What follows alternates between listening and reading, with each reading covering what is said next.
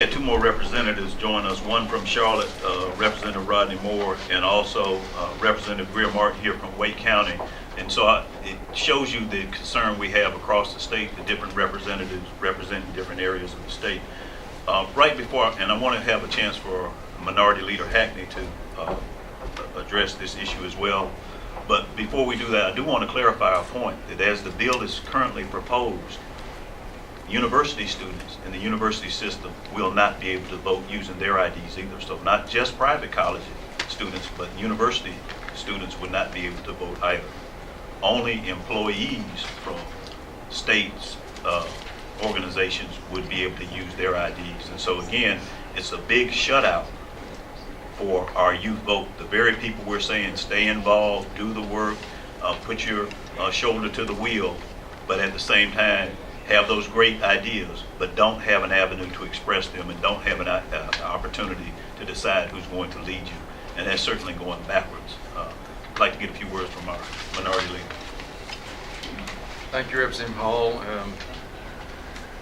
This bill is nakedly partisan, nakedly partisan, nakedly partisan. That's what it's about. It's just a partisan bill. It's about suppressing the vote in two groups, in particular, older voters and younger voters. It's about voter suppression. I can tell you that I personally have two family members who are have no need for a driver's license anymore. They're not going to drive anymore. Who regularly vote, who always vote, and who are in the parlance of your church, they're shut-ins. They're probably not going to go get a voter ID. So this will mean for them the end of their voting. And I just don't think that's fair. I don't think that's what the people of North Carolina want. And certainly that's not what the Democrats in the House want. Questions? Yes. Yes, sir. Could you talk a little bit about why, what do you think the motive is for Republicans to introduce this bill, and why are they doing it now? Well, it's a nationwide effort through the Republican Party to suppress the vote among parts of the electorate that are marginally less favorable to them. Simple. This is not the first state where this has happened. Yes? There was also some language added to limit the term of chairman for the Board of Elections, and also to change whether the candidate will be held liable. Your thoughts on the stuff outside the actual voter ID requirement? Well, we'll evaluate those things as we go along, but those kinds of things aren't what we're worried about this bill. It pales in comparison. Any concerns that it's now becoming so broad and there's throwing other things into it rather than just staying kind of focused on each bill independently and separately? Well, I think it's an attempt to muddy the water as to their motivation, which, as I said, was nakedly partisan.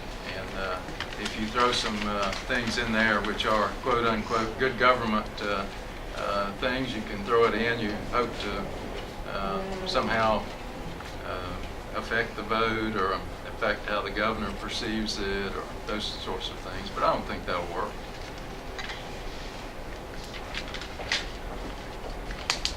Anybody else? Have you talked to folks on the other side of the aisle? I mean, obviously you need votes to block legislation in this environment right now. Have you talked to folks on the Republican side of the aisle to see if you have any sympathies over there? Well, the bill came in at, 9 o'clock last night? What time was it, Larry? About 9 o'clock. So the answer to that would be no. I was at home at 9 o'clock last night. And Bob mentioned an issue about the timing, and I don't want to put words in it about it now, but did you think then, should there have been a public hearing before the bill was introduced? Well, you can do it either way. You held a public hearing and then later craft a bill, or you can craft a bill and then hold the public hearing. But what you should not do is craft a bill and have the public hearing when people in the public haven't had the opportunity to see it, except for those people that you just bust in. That's not a public hearing. not a real one.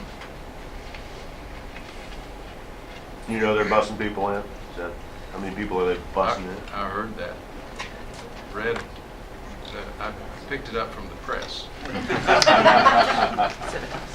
Representative Hall, anything else from you? Well, and just on the idea of buses, you probably can go outside in front of the building and count them for yourself. But we also have Representative Parfit from Fayetteville here and Representative Gene Farmer of Butterfield here as well. So again, folks from across the state are concerned about this.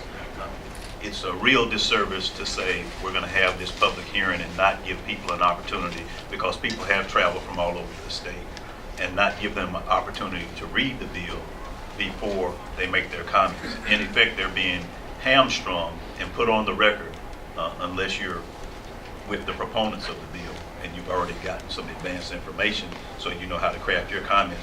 But trying to get some open, fair, reasonable comment from the public is just not going to be possible if you set this up to be a sham, really. And so we're disappointed that we're proceeding this way. This is not the first time we continue to see these type of subterfuges in crafting this legislation. And we can't go on like that. It's not good for the state. It's not good for our future. And certainly it harms a lot of those who've put in the time and effort in the past to try to make it a safe and fair process. Does anyone have any further questions? Any other members have any comments they want to make? Any other members with a comment?